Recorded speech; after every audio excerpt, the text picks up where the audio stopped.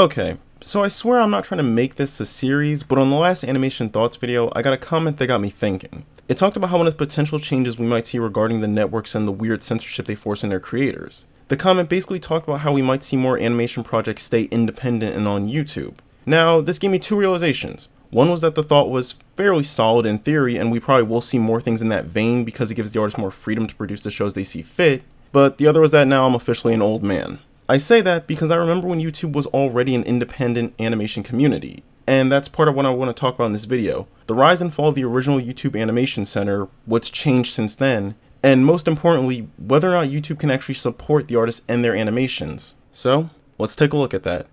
Hello everyone, and welcome to the Void Theater. As always, I'm your host Alexander. So, there's a lot to talk about in this one, a lot of shows to cover, and a lot of places to start. But I guess the best place would be with YouTube itself. The website has gone through several iterations in the course of its lifespan, and with them came several different content waves. We had the original random video wave, then the prank wave, the react wave, the abridged wave, the let's play wave, and so on and so forth. But in between all those waves was the independent animation wave. Now, it's worth mentioning that this was a different type of independent animation than what we see now. These weren't pilots for shows, at least most of them weren't. They were more so made as random flash animations and fan projects. And chances are you probably recognize a lot of the more famous ones. Channels like Spaz Kid 3D, Joltoid, Rubber Ross, and of course Aaron Hansen or Ego Raptor.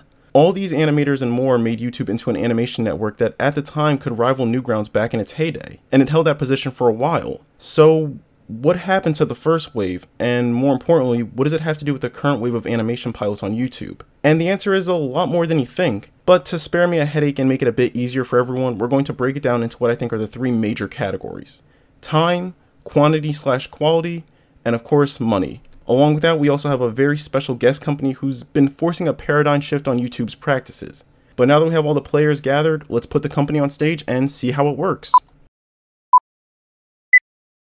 Alright, so let's start with time. Now, to no one's surprise, time is an animator's best friend and their worst enemy. When there's enough time, an animator can put out so many amazing things. When there's not, it becomes a race against time to try and meet a deadline. Time is one of the main reasons syndicated TV shows take extended hiatuses in between seasons. Constantly pumping out animations is a surefire way to burn yourself out. And that's all well and good. Most major networks plan around stuff like this and make sure show writers and animators have at least some semblance of time. But YouTube is more freelance.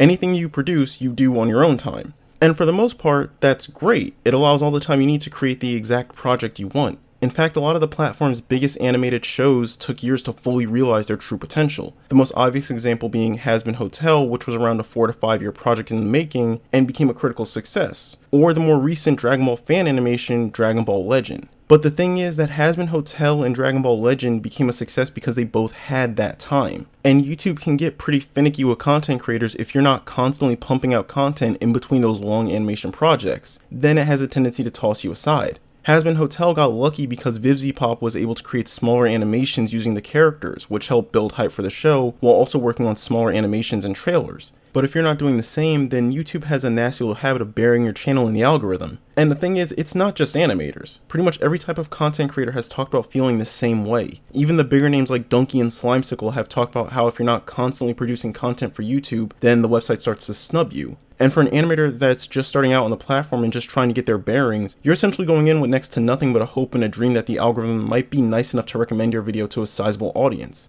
which in turn requires you to be producing content. Which again, you might not even be able to do if you don't have that type of time. So in the end, you're stuck in a vicious cycle of trying to make content for YouTube, the website telling you not good enough or not fast enough, feeling dejected, and then trying again. And honestly, the worst part is I couldn't tell you if this was an unfortunate byproduct of how the website works or an actual design choice. Even worse is the fact that I can't tell you which would be the worst realization. Speaking of YouTube not thinking you're good enough, let's take a more in-depth look and talk about quality. And by now, if you browse the animation side of YouTube, you may notice a recent trend going around, and that's the YouTube daily animation trend. It mainly started with the living legend himself, Telepuerte. So for anyone who's somehow outside of the loop on this, Telepuerte is again an animator on YouTube. He's best known for his daily animation series where he produced one animation a day for the entirety of 2020. His animations are fluid, funny, and downright beautiful at times. And of course, people took notice and his channel became a hit success over time, with him currently sitting at a little over 2.3 million subs on the website. So, mystery solved, right? We cracked the case. If you want to be successful on YouTube, you just have to put your nose to the grindstone and push on, right? Yeah, no, his channel got terminated. It was reinstated, mind you, hence the is/is thing I did earlier. But for a while, YouTube decided to just erase his hard work for what they said was inappropriate content. If you're more curious about that, I'll leave a link to a video by Saberspark in the description below. But what does that have to do with independent animation, you might ask? And I'll tell you, just because I care about you.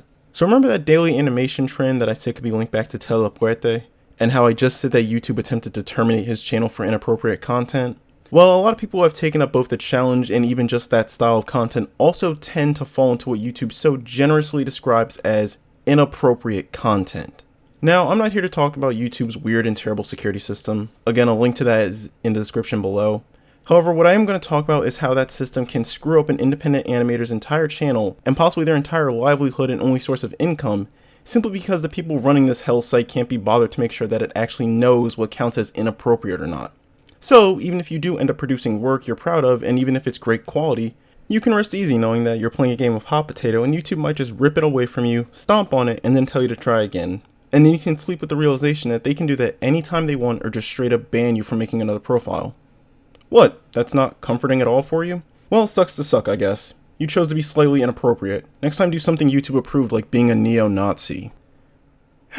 Okay, so we have two more things to talk about before we wrap this video up, and both of them are going to take a long time. So let's cover money. So you know how I said that time was either an animator's best friend or worst enemy? Well, money is what happens to time when it realizes it doesn't have to respect you.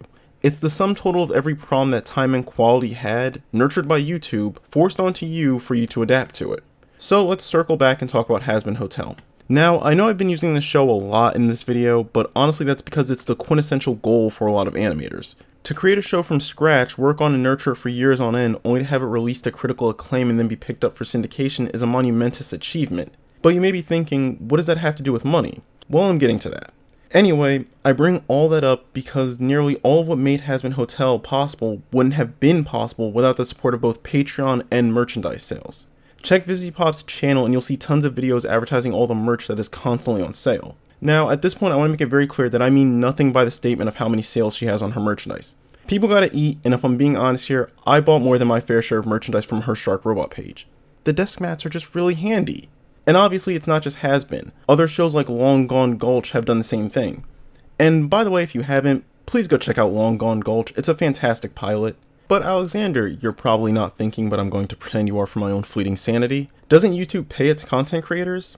And yes, they certainly do, provided they reach certain thresholds that the company dictates, which for anyone curious is 4,000 consecutive watch hours and 1,000 subscribers in any given year, which isn't terrible.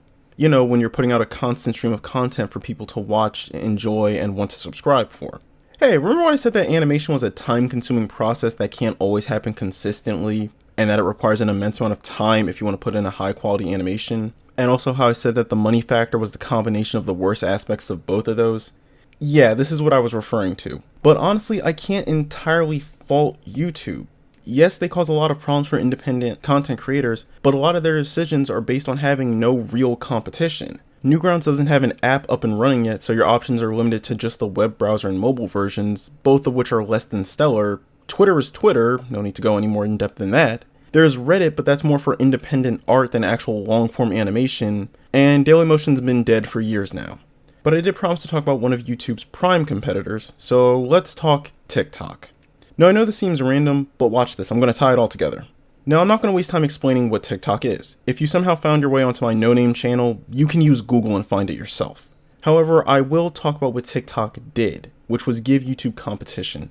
See, YouTube never really had competition, or at least not competition it couldn't ignore or just bully out of existence. But with TikTok, that wasn't an option. They weren't going anywhere. They were just going to keep growing in popularity, and most importantly, they were stealing YouTube's consumer base away. So YouTube did what every company does and just copied them, thus giving us the YouTube Shorts feature, which leads us back to independent animation. Now, it's no surprise that when YouTube wants to hype something up, they tend to do it by shoving it down as many throats as humanly possible. See YouTube Rewind for an example. And before we get into this, I do want to explain something. I don't think YouTube will ever fully commit to the idea of shorts. It'll be a part of the website guaranteed, but it won't overtake the long-form style of content that YouTube has. I bring up YouTube Shorts because at the end of the day, it's just another extension of the problems YouTube has with quality and quantity. The website wants constant content from its creators. It also wants high quality content from its creators. And on the surface, that's fine. The issue comes from the fact that with animation, you can't have both, especially if that animator is working solo.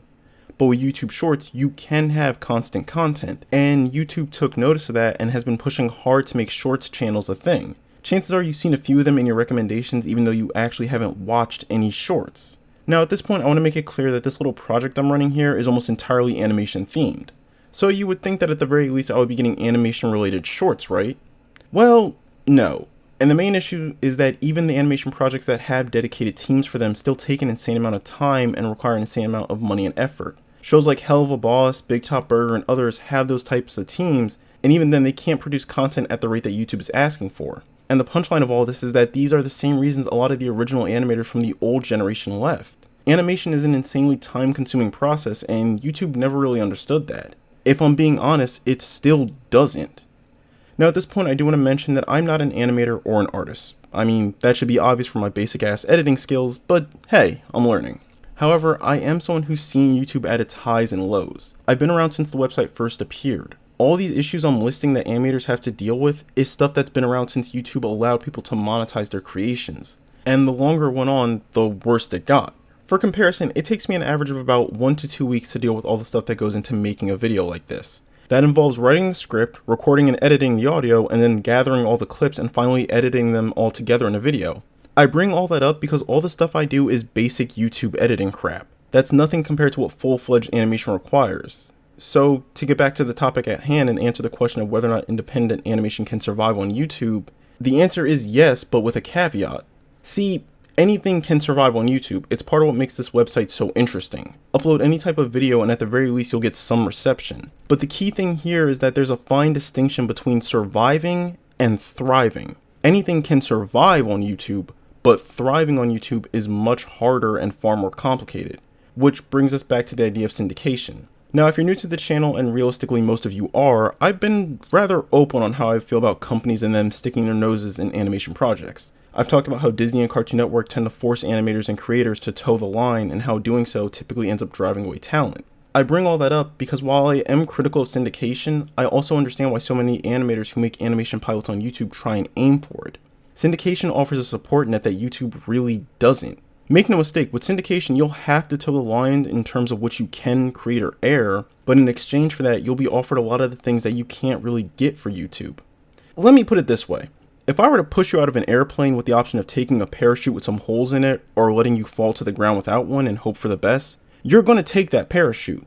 And that's what syndication is. It may not be perfect, but it's still better than falling face first and praying you survive. Of course, that may soon change. See, Hazbin Hotel, and I promise this is the last time I'm bringing them up, but they were purchased for its series by film studio A24.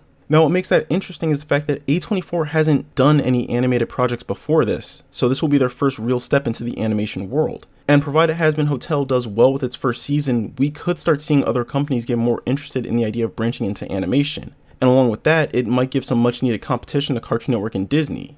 But I guess we'll just have to see what the reception is for Hazbin Hotel. But anyway, that's going to close the curtain on this Void Theater episode of YouTube Animation. I know it was a little all over the place, but I wanted to try and cover as much as possible.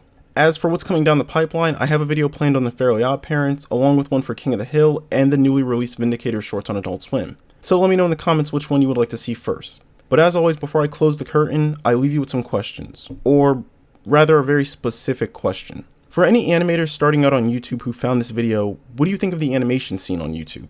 Would you want to start here, or would you want to try or look somewhere else like Newgrounds? Leave a comment down below and let me know what you think. And while you're down there, be sure to like the video and subscribe for more content. Until next time, I've been your host Alexander, and I hope to see you back in my theater.